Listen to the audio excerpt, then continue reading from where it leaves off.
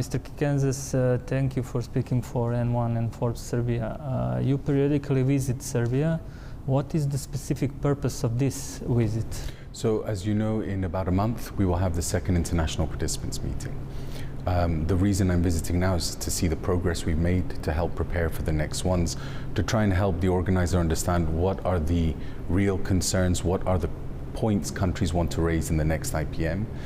There is a big difference between the first IPM and the second one. In the first one, we were introducing the world to Serbia, to Belgrade, and to this idea of Expo 2027, with a lot, of course, of very fixed ideas on where we would like to push the project, where the thematic development is heading on. But in this one, countries now become a lot more operational, a lot more technical in a sense. They need to come within the next coming months to start preparing their pavilions. At home, they need to be thinking of their thematic concept, of their contents within their pavilions. So this IPM is key in being able to give, in a sense, countries the tools to be able to respond to the call of participating in Expo 2027. So where are we now regarding the organization of Expo? Are we on schedule? So I've just come back from the site. I visited the site this morning and I was really impressed by the progress that has been made. For me, it looks like construction-wise we will be well on time for the Expo, and more importantly for the handover of the pavilions of the participating countries. That's always an important moment. Can we do it on time to make sure we give them as much time as possible to be able to prepare? From that point of view, I think we are well on time. I think that thematically the Expo is starting to take shape, not just from the opinions of Serbia, but also the opinions of countries that have confirmed to participate as they are pushing their thematics, as they're looking at the theme and how they want to display it. One thing it's important we remember is that we're not asking the world to come here and all look at one theme and agree on the line forward. What we want is a diversity of opinions. We want different points of view coming in on the theme of play of humanity, and that's what I want Serbia to be able to give them. What is Serbia's point of view on this, so that countries can go and decide their own points of view and how they will show this diversity within the Expo. When I look at the execution of budget and the numbers of the budget for the Expo, we see that at the end of December, only 86% of the budget was spent on construction. In November, it was a little above 60%. Does that indicate that this site is being built and someone is not paid, or the payments are late? Have you raised these questions? I have not raised the question because we haven't really heard this concern at the BAE until now. Perhaps now that I know this, I can raise it today when I'm here, just to understand why. I have to hope that if budgets are not being spent, it's because we've been able to make economies on budgets. Let's not forget, the world goes in both directions. During the construction of Osaka 2025 in Japan, the world went in a very different direction. Inflation and the price of raw materials skyrocketed. So every country that had planned a certain budget suddenly saw themselves needing to plan at least 20% extra, at least, to be able to make their pavilion. I have to hope that as the geopolitical situation may improve in the future, that costs can come down, but for sure we have to be fiscally responsible. All these events have to be fiscally responsible. It's, I think, not just for mega events, for everything we do in life, there is a certain side of fiscal responsibility. And for that, yes, there should always be an explanation when we have overspent and when we have underspent. I know the way we run the BAE, we always like to underspend, you know, and save money, but it is true, it is something to look into. I have not seen any issues on the site. I mean, I was on the site this morning and there were thousands of workers on the site and trucks going non-stop through it. It looks like an extremely active site, one that I have not seen in quite some time at this level of activity. And I guess because it is also a relatively small site, you feel the hustle and bustle within the site a lot more. What will be the price of the ticket for the Expo? Did you get that info? Have you received the info from the authorities? So we are, now I know that the authorities are working on the final pricing. It's always a delicate balance, the pricing of a ticket. On the one side, tickets are one of the main incomes for an expo. It's one of the places where they can make a lot of the money that has been spent on operations can come back. At the same time, you always have to be careful with ticketing prices in not overpricing them or underpricing them. And I have seen both happen in expos. We have also seen that expos may set a price a bit too soon to take into consideration the current economic situation within the country, within the region, and maybe even within the world, depending on how many tourists will come. And then we'll alter the price at the early stages of the expo. Of course, we want as many people to come as possible. But at the same time, again, part of fiscal responsibility is to try and set the correct price on the expo ticket. According to our information, the price of around 30 euro was considered. Do you think that's affordable for the citizens of Serbia? You know, I think that it is a correct price for Europe. I know that in Japan the ticket was much more expensive than what you're telling me here. What we need to look at, and one of the things that's very important, is 30 euros is a ticket, but what I want to work on with the organizer is to have other packages. You can have family tickets, you can have 3-day tickets, where if you buy three-day ticket, the cost per day reduces. There are a lot of different ways that you need to be creative with ticketing to make sure that there is something offered for everybody. Then you also have, and I've had in the past, expos which will give special prices to special groups of people. It may be people with disabilities. In some countries it is, for example, veterans who get special prices. It's not as simple as one fixed price. And what you see at the end, for example, if we see in about a month or two when the final report of Osaka comes out, what you will understand is that the day ticket price tends to be the least important price, because people tend to buy season tickets, 3-day tickets, week tickets, family tickets if they're on offer. There has to be a clever offering of different types of price points to be able to enjoy it. What was the ratio of domestic and foreign visitors in previous expos? That very much depends on which expo we're talking about. I can give you some of the brief ones. Osaka, we will have the final report in a month or two. But I know that it's about 5-6% of foreigners that were in the expo. I think it was, the statistics I saw was between 5 and 10% were international visitors that came to the expo. We will see what the final number is. I believe it's around 5 or 6% that were foreign. But if we look at Dubai Expo, for example, that was a majority of international visitors that came to the expo, not locals. The usual amount is in the region of 8 to 12% of international, unless it is a country like the UAE, where you have a huge airport, a lot of people visiting, transiting through. That's the usual amount. What we have found commonly is that within Europe, that number tends to grow a little bit. Why? Because we are a small continent in the end, and the distances between countries is not so great. So what you might see is an influx in visitors, for example, from other European countries, whether it be from the east, central, or the west. I imagine that we will see a big economic growth in tourism. In the same way, when we say 4, 5, 6% in Japan, we think, well, it's not a lot of people. And yet, in one of the reports that I read that came out from Osaka Prefecture, they saw a 20% increase in tourism spend within Osaka during the expo itself. So a small amount of international growth in visitors can have a big economic impact for the city and the region. Okay, I have to go back now to the lex specialis. Yes. Last year, Serbian authorities amended that law, and they didn't abandon the idea to use facilities without a usage permit. So has this issue been raised again with authorities, and what explanations did you receive? So this issue is not only raised with the authorities, it's also been raised in the BA Executive Committee. We've received many letters of complaints about that. We even had a big letter that was, I think, signed online by 100,000 people. It's not that we don't look at this. In fact, I'm pretty sure that this is all still being studied in many capitals around the world.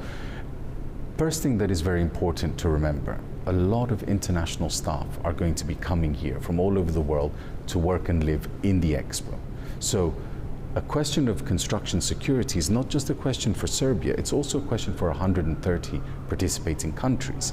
Their staff will be here. They don't want any accidents to happen to them. They don't want anything to happen to their own staff, and they can become very difficult on this. I have had an expo where during construction there was an accident that took place, and from there was a big push from the international community to ensure that the rest of the buildings were secure, that this was a one-off that happened, something that went wrong. So I promise you one thing, the countries and the BA are looking into this very, very carefully. The question always comes in, what is a usage permit? What is a clearance of construction? So you have and every country is different in how they do this. Having a lex specialis that may change the usage permit or not require it does not mean that it has not gone through some kind of inspection to ensure that the building is safe to be used. In many cases, and that includes many... Is that enough for you? What we need to be is we need a technical inspection to make sure that every building is safe for use. That is for sure. Are you taking excessive risks with Serbia? I don't think so. I do not feel that the countries feel that we are taking excessive risks. We've discussed this now for at least 2 sessions of the executive committee. We've gone into this in detail. I have asked many countries to let me know from their side what they would expect, how they would go about it. There is a question on technical safety and then bureaucratic safety. And this is where we have to make sure that we have a good balance. If I give you an example, and I don't want to bring other cases, but when will you conclude that everything is safe? I mean, the Expo is approaching. I agree, but I think that in this IPM, for example, you will see that a lot of countries will be asking more detailed questions on the technical feasibility of each building, on the technical finalization of the building, and the structural integrity of the buildings. Again, this is not that we are putting Serbian risks at life and so we don't care. Everyone is sending, I will send staff to the Expo who will be living here during the 3 months of the Expo. I want to ensure the safety of my own staff that will be here. So of course we will go through this, and we need to go through it step by step. We need to keep studying this not only at the IPM here, but also at the executive committee. And the authorities from Serbia need to be able to answer every question that can be raised by a member state. And I promise you there are a lot, and they keep on raising questions. It is not a what closed you hear subject. So far from the authorities is for now, everyone, myself included, are convinced that we are on the right path. But like you said, it is at the end where the technical inspection takes place. This is what we need to ensure and understand properly: who will inspect it, what are the guarantees that they give, what are the certificates that they give. We can fully understand that these are temporary internal buildings. What we will see as the French pavilion, the Greek pavilion, the American pavilion are temporary. Of course we know that, and there will be very temporary walls that are installed to separate the countries, and then that will all disappear. But the structure itself around the shell, that we need to be sure is safe. And we don't have any leeway, because I will tell you one thing: I have been 23 years in the BIE. I have never had an accident that has created this kind of a problem, that has killed anyone or caused any damage. Have there been things that countries have built? In one Expo, one piece fell from a sign and unfortunately hit a visitor, did not kill them, but it did injure them. They needed to go to hospital. They will release the same day. Have I had an Expo where a worker of the Expo was in the fake roof of a building and he misstepped and fell through the roof, and he was killed in that accident? That was not a lack of construction, that was a very unfortunate mistake, which the Expo, we all deeply regretted there. Of course, accidents like this can happen, but never has anything crumbled from an Expo that has caused this. And I am convinced we will work together to make sure this is not the case in Serbia. Okay, you mentioned the transparency of expenditure. We are still waiting for the financial report on Expo company for 2025, so we can look only at 2024. The majority of spending was on consultancy and marketing. I'm not saying that something is illegal, but in the business world, when you operate, especially with public money, it raises eyebrows when you spend a lot of money on consultancy and marketing. So have you raised that question with the authorities? Look, we have, unfortunately, marketing is part of all of our lives, and it's something we have to do a lot of. It is something that we want to bring a lot of interest in Serbia, in Belgrade. If you are spending, over $1 billion in public funds to put a project like an Expo together, I need to make sure that for the 3 months of Expo 2027, Serbia and Belgrade are the center of the world. That everyone is looking and listening to what's going on, in the same way that Osaka was acting as the center of the world for the 6 months that the Expo was going on. For that, of course, you need marketing spend. You need to also have consultants. It's true, a lot of people who have known me for many years know I am not the biggest fan of all these consultancies that promise you that they're experts in everything and can solve you every problem. I have never met that person. I don't believe I can solve every single problem. But that is something internal that the country, that the Expo, the government, and the people need to look into to make sure that these are normal expenditures.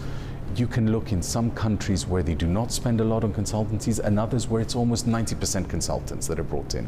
So every country has a very different way of spending money in these kind of projects.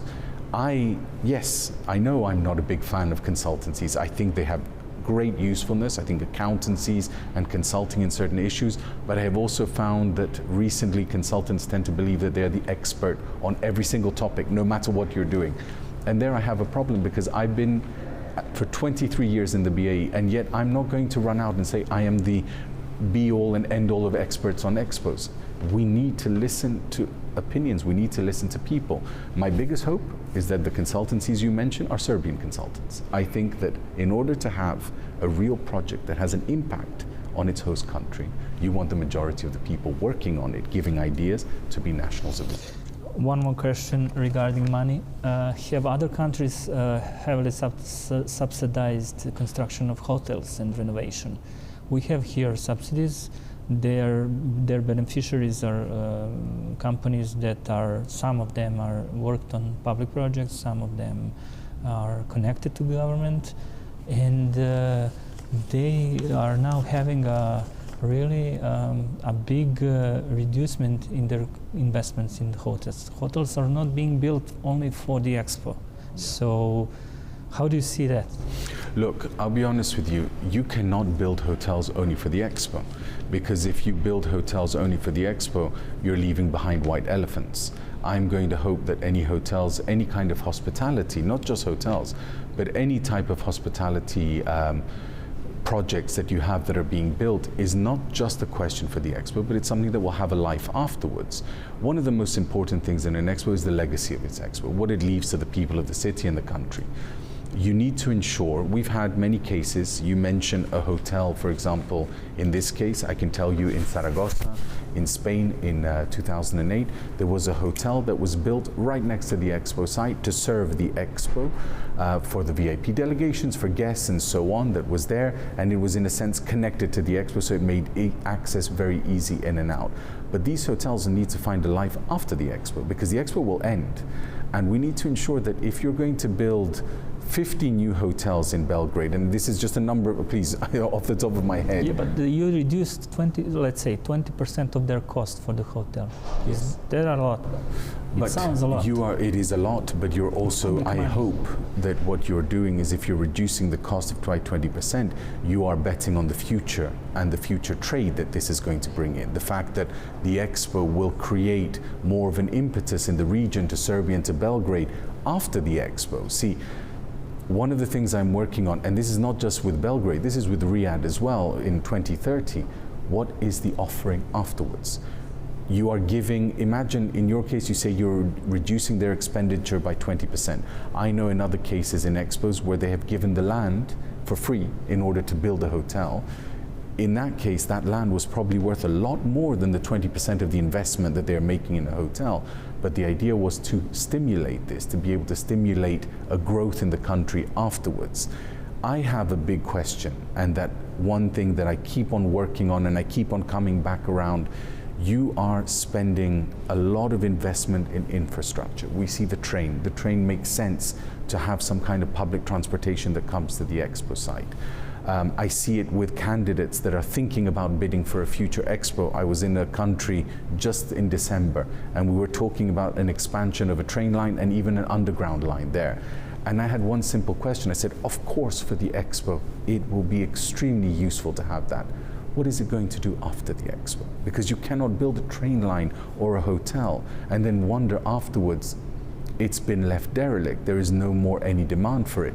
If we can't use this event and the expenditure and the investment that you're making in this event to push forward a new way for Belgrade to attract investment, to attract visitors, then in that case we have to think of what is really necessary for the Expo and what is necessary for the after Expo. The two need to go together. One of the rules I have today, when a city or a country comes and says, we were thinking of Expo 2035, and I said, wonderful. First tell me what's going to happen in 2036 and we'll work our way backwards. Because this is what people want to see. This is the fiscal responsibility we need to be able to put forward. We might spend a lot of money, but what are the benefits? This is why I want you to see in a couple of months when the Japanese have finished their internal audits and their reports and so on. There was a private think tank in Japan at the end of last year in December that had done a huge study on the economic impact, not on Osaka, but to the Japanese economy. And what they found was from the Expo, and this is an independent think tank, I don't know when they were working on this, 16.9 billion euros of investment into the region and impact on the economy of Japan.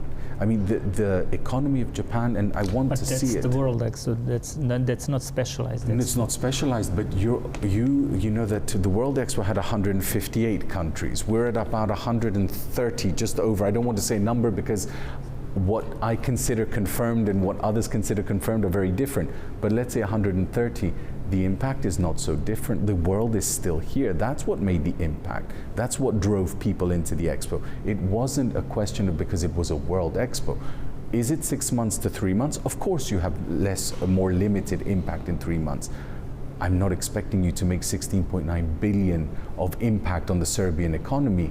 Also, Serbia is not Japan.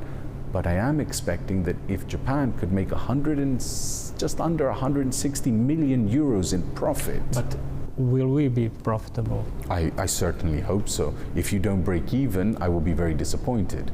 I always say an Expo is not made to be profitable in operations, but a well-managed Expo needs to break even. That is the key.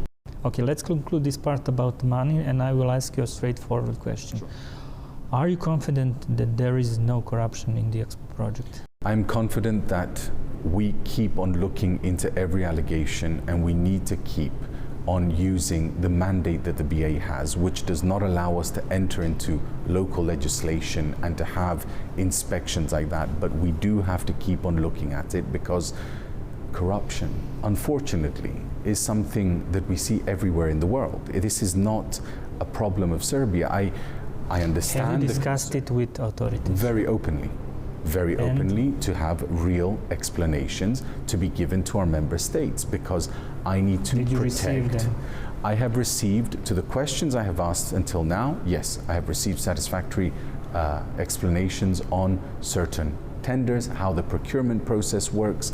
I fully understand that for a mega project like this, we need lex specialises. I would point to the fact that France had special legislation for the Summer Olympics, and just a few weeks ago, France passed its special legislation for the Winter Olympics. What does that do?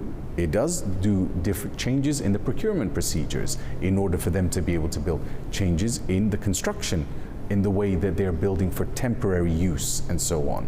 There are... I've looked at that. Yes. They really sped up the process of permitting. Yes. But they didn't abolish usage permits.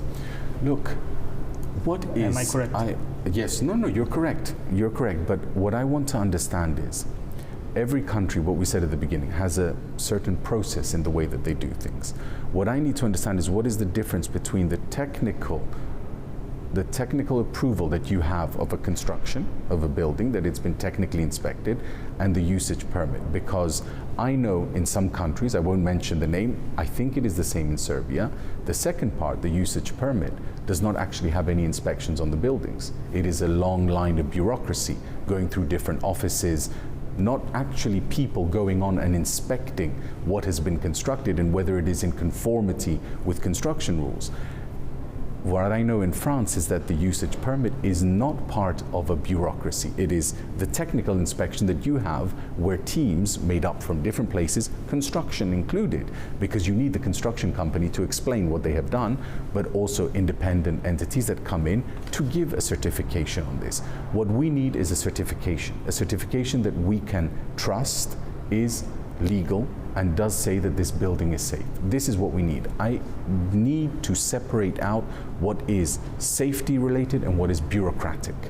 And unfortunately, in too many countries all over the world, bureaucracy is the death of us all. Yeah, but that's not excuse.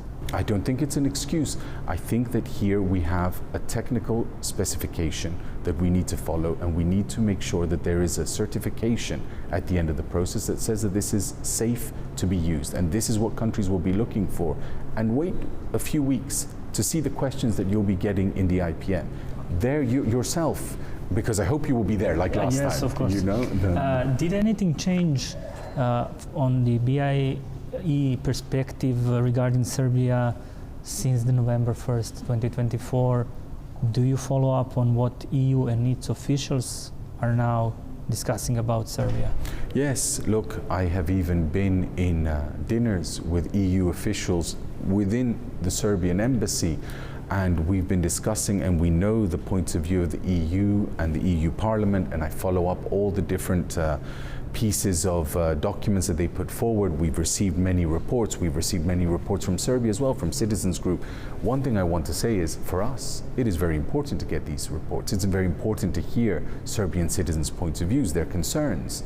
But I would also remind you that many EU countries have confirmed their participation. So there is one point of view of what is written or being said in Brussels. On the other hand, I can see that France, Germany, Greece, Italy, Spain, you have a lot of countries that have already confirmed, that are working on being present here. So also there I have to wonder, my member states are country by country, not in a political group.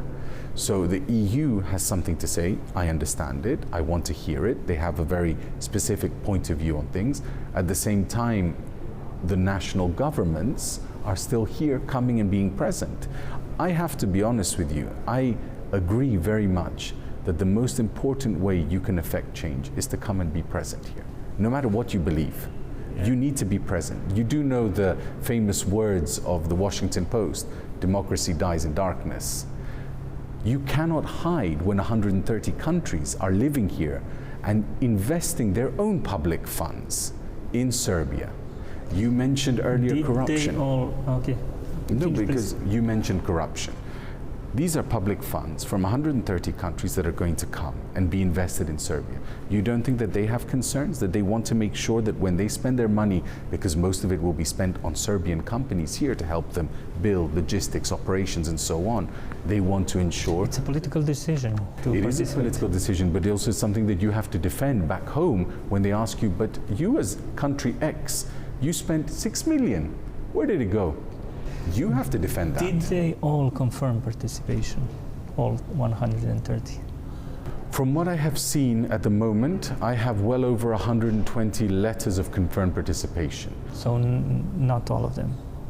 But the others apparently have already written not verbals. It takes time to come through. I don't think we're finished. From the last few months, I have been to a few countries, two of which have told me, in the next week or two, we are deciding probably to be present in Serbia. I think there's more to come. I don't know if we will pass 130 or 131, but it is possible that we surpass that. Okay, BIE got calls from different groups to cancel Expo 2027. Yes. How did you respond to them? Look,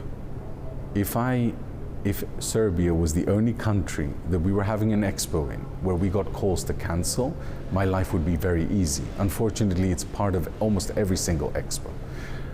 To cancel an expo because there are calls, I like the calls, I like the fact that people want to discuss, that are not convinced, because it's part of our job to convince them. But you saw in Japan, the 2 years running up to the expo, public opinion was completely against the event. When the earthquake happened in Noto and it destroyed almost the whole city, the calls were cancel the expo, use the money to rebuild Noto, and the government kept going forward. For 2 years, I was fighting in the media to remind them that the Japanese love expos, that this expo is very important for the world, that there is something to be had from hosting this, that I understand in the middle of inflation, cost of living problems that they were facing in Japan, the calls for cancelling the expo were much greater in Japan than they were in Serbia. We went forward the day it opened, and I still say this, and I've said it to all my journalist friends in Japan, because 2 years of fighting, we gained a respect for each other and we became friends. And suddenly I asked them, I said, but wait a minute, day one, and you're all saying positive things now. Yes, but the Expo has an impact. I assume... Milan Expo. Wait, because you say that there are people against, and I agree, but there need to be. I don't believe, if somebody told me 100% of the country wants to do this, I would say they're lying. I would say this is where I don't believe you. Because if there is no opposition, if there's no one that doesn't quite see things the same way that you and I see them, for example, something is wrong there. When I see that there's opposition, all it does, it gives me more energy in order to prove what this event should hold and to see what the opinions will be afterwards. Milan Expo, almost... Yeah, but the question raised are really serious. I fully agree, but that's why we need to take each point that they have raised and try and put it through the system that we have at the BIE in order to ensure the best outcome possible and to make sure we don't have issues on corruption, we don't have issues on mismanagement. I wish I could tell you that this has never happened in an expo. In Milan Expo, for example, apart from the hundreds of thousands of people that protested for no Expo, there's a whole movement called No Expo in Italy. Of course, today and after the Expo, they adore it. The impact that it had on the city, the way it changed Milan, the way it brought Milan more international exposure. The CEO of Milan Expo became the mayor of Milan because it was so successful that even those against it then saw it as a positive afterwards. Same thing in Japan. But you mentioned corruption. I wish that Serbia was the only country I had to worry about corruption. It's not the case. In Italy, halfway through the preparation, the government had to appoint a special judge to look at every single piece of public procurement in order to try and avoid any scandals on corruption, because somebody was caught selling contracts to somebody, to friends. This is not good idea for Serbian government. It's not a bad idea, you know. Okay, I suppose you won't you won't publicly criticize the government, but did you ever had a hard talks with them? And on look, what question? I don't like the assumption that I won't publicly criticize a government, because I've done it, you know, and a host government, maybe not yours yet. Yes, but I'm talking about our government. I know. Give me time. But no, but I will be honest with you. I think that at the moment, I have had hard talks with the government. I've had hard talks with the Expo and people in the government, because this is important. This is also an image of Expos. This is an event. Of course. Yes, this is not just for Serbia. It's BAE. It's BAE. This is an image for the Expo. This is a problem we've had in many other Expos, where we have to make sure that the image for the Expo is correct. You may have an Expo in a country in the future where the country's image is a very negative image. And what I want to make sure is that people understand we use the Expo as a way of transforming a country and giving a better image, but giving an honest image of the country. One thing I have come to understand from these events is that if you want to show a problem, if you want to show a disagreement you have in your own country, nothing is better than to bring 120, 30 countries to live and work within your own country. They understand it in a very... You hope that you are not whitewashing the image of the government? No, I definitely hope, and for now I can tell you we're not. But we will keep working on this, we will keep looking at this. I am not here to serve one government, I'm here to serve Expos, and that is 184 governments. Not all of the governments, there may be countries within the BIE that are very close to your government and others that are not close at all. Many of them are here, in both cases, close and not. I'm not here to whitewash, and I'm definitely not here to be a, sorry, the word is in French, porte-parole of the Serbian government. What I want is a good Expo for the Serbian people. What I want is the Serbian people to tell me what they agree and what they don't agree on. What I want is the Expo to become a place of discussion for the future of this country, of the region, and of the world. You can only have that when you have open discussion, when I can receive opposing views to the government in the office. I have no issue with that. It is one thing that helps me to try and work with 184 countries to ensure that this project goes in the right direction. And I will not stop on that. I have to ask you again, what issues does the BIE board has unresolved with the government of Serbia? I think that at the moment, one of the issues that we have had, and the executive committee made a very big point on, is that we know the Expo budget is in the region of 1 to 1.3 billion euros. And as you know, I may have mentioned this to you before, I am very much in disagreement with the government in trying to link 18 billion euros of other investments along. You said I have not criticized the government.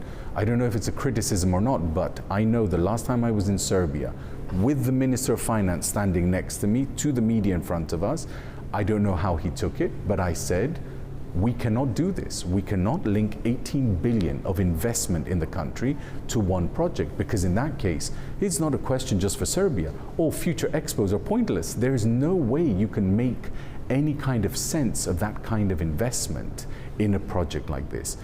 Should an expo help a country catalyze its development? Yes, of course it should. We should hope that it does in a sensible, financially responsible way, of course. I'm not saying that the expo should not be this catalyst to saying, why should Belgrade get everything? Why don't other cities get something?